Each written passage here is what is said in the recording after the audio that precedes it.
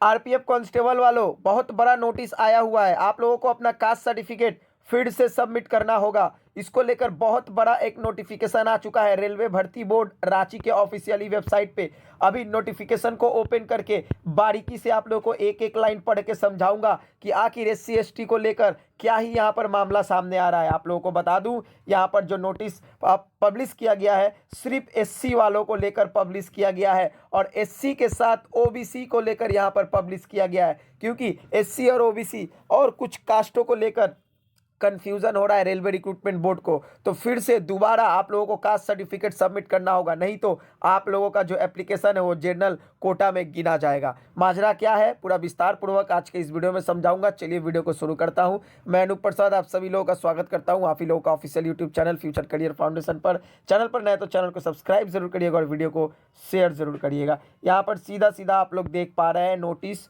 For sending the latest community caste certificate through email by the application except candidate of SEN RPF 02-2024 constable who belongs to specific caste but mention the community as SC in their submitted online application in Hindi. अब इसको मैं करता हूँ open करते के साथ आप लोगों के सामने जो नोटिफिकेशन है ऑफिशियली वो यहाँ पर खुल जाएगा। अब आप लोगों को अच्छे से मैं पढ़कर समझा देना चाहता हूं। देखिए यहाँ पर भारत सरकार रेलवे मंत्रालय, देखिए यहाँ पर नोटिफिकेशन क्या बोला गया है। केंद्रीय रोजगार सूचना आरपीएफ 02-2024 कांस्टेबल के सभी उम्मीदवार जिनके आवेदन स्वीकृत किए गए हैं, यानी कि आरपीएफ कांस्टेबल का जिनका आवेदन जो फॉर्म है वो स्वीकार कर लिया गया है, एक्सेप्ट हो गया है, जो लोग अब एग्जाम देने वाले हैं उन लोगों के लिए खास करके ये नोटिस है। और ये नोटिस ना ही एएलपी, ना ही टेक्नीशियन, ना ही जेई, ना ही ग्रुप डी, ना ही एनटीपीसी वालों के लिए है। ये ओनली फॉर रेलवे कांस्टेबल जो लोग एग्जाम देने वाले हैं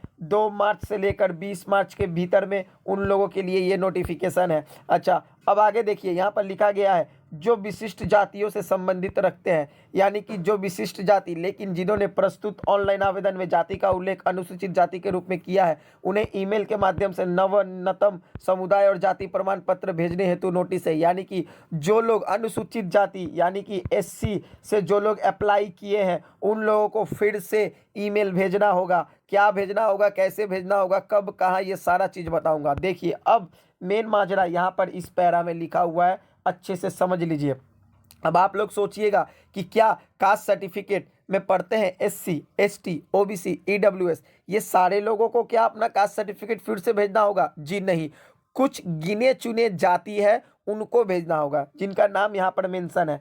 सभी उम्मीदवारों के लिए विशेष सूचना जिनके आवेदन CEANRPF 2002/2024 कांस्टेबल के लिए अंतिम सशर्त स्वीकार किए गए हैं। यानी कि जो आरपीएफ का कांस्टेबल भर्ती 02-2024 से नंबर जो लोग इसमें अप्लाई किए हैं, ए मूल के रूप से PAN स्वासी SAWASI, पानर PANR, तांती ततवा जातियों से संबंधित है। यानी कि जो लोग सिर्फ पान, स्वासी, पानर, तांती, ततवा, ये 5 कास्ट से जो लोग फॉर्म भरे हैं और ये 5 कास्ट को ये लोग एससी सर्टिफिकेट में शो करके एससी सर्टिफिकेट से अप्लाई किए हैं, तो ये सिर्फ उन लोगों के लिए ये नोटिस है और उन लोगों के लिए ही ये मेल करना होगा। आगे देखिए, एवं बिहार राज्य से संबंधित है एवं केवल बिहार राज्य से स्थायी रूप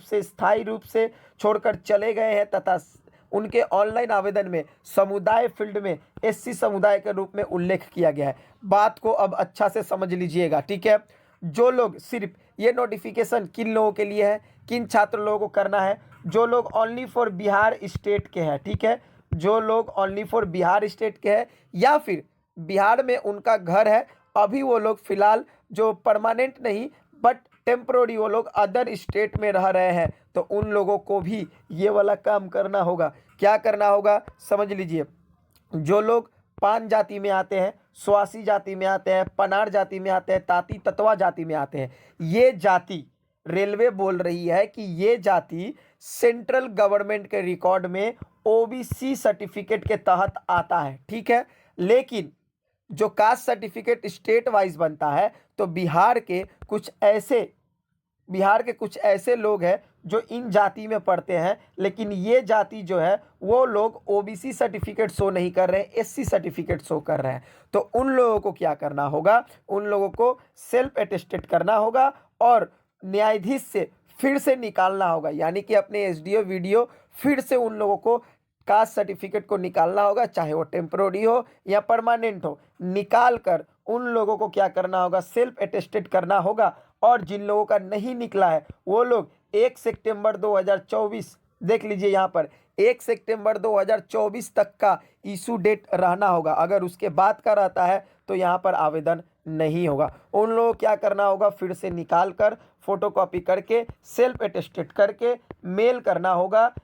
asrb@scr.railnet.gov.in पे मेल करना होगा। अब मेल करते वक्त क्या क्या विवरण देना होगा, डिटेल्स, तो यहाँ पर आप लोग देख लीजिए। ईमेल में निम्नलिखित विवरण भी शामिल होने के चाहिए। आवेदन पंजीकरण आप लोगों को यानी कि रजिस्ट्रेशन नंबर मेंशन करना है, आप लोगों का नाम मेंशन करना है, registered phone number, email ID mention करना है, CEN नंबर 022024 लिखना है। इसके अलावा पुराना समुदाय और जाति और संबंधित समुदाय तथा जाति का जो PDF है वो मेंशन करना है। बात को अच्छा से समझ लीजिएगा। जो आप लोगों के पास ओल्ड SC सर्टिफिकेट है, जो आप लोग जाति के तहत पान, स्वासी, तांती और आप लोगों का ततवा और PANR पानर, ये जाति से जो आप लोग SC बनाए हैं, पुराना वाला सर्टिफिकेट को फोटोकॉपी यानी कि जेरोक्स करके सेल्फ अटेस्टेड करना है, उसका PDF बनाना है।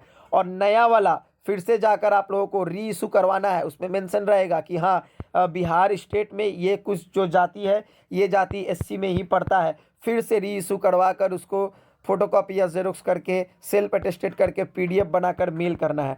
अब आप लोग ध्यान दीजिएगा थोड़ा सा, अगर आप लोग ये काम नहीं करते हैं तो आप लोगों का जो डॉक्यूमेंट वेरिफिकेशन के टाइम में आप लोगों को जनरल कोटा में ही गिना जाएगा और कट ऑफ आप लोगों का जनरल कोटा का पार करना होगा, तभी आप लोगों का सिलेक्शन होगा। नहीं तो सोच रहे आप लोग कि SC में होगा, नहीं होगा। तो फिलहाल ये जो आदेश है यहाँ पर देख पा रहे हैं, माननीय सर्वोच्च न्यायालय के तरफ से डॉक्टर भीमराव अंबेडकर विचार मंच बिहार पटना और बिहार राज्य एवं अन्य के बीच सुप्रीम कोर्ट सिविल अपील संख्या नंबर इतना, निर्णय दिनांक इतना में इसको प्रेषित किया गया है। ठीक है, चलिए ये डिटेल्स पूरा बता दिया हूँ। तो चलिए आशा करता हूँ पूरा माजरा अच्छे से समझ में आ गया होगा और बेस्ट ऑफ लक एग्ज़ाम के लिए। और 2 तारीख से जो एग्ज़ाम आप लोगों का शुरू होने वाला है उसके ऊपर नेक्स्ट वीडियो बना रहा हूँ, अभी तुरंत ही अपलोड होगा, जिसमें एग्ज़ाम के टाइम में क्या क्या मैंडेटरी डॉक्यूमेंट आप लोगों को ले जाना है, फ़ोटो कैसा ले जाना है, सारा चीज़ आप लोगों को बताने वाला हूँ। क्योंकि यही सब तैयारी करने में स्टूडेंट जो है गड़बड़ करते हैं और उनको एग्ज़ाम देने में अनुमति नहीं मिलती है।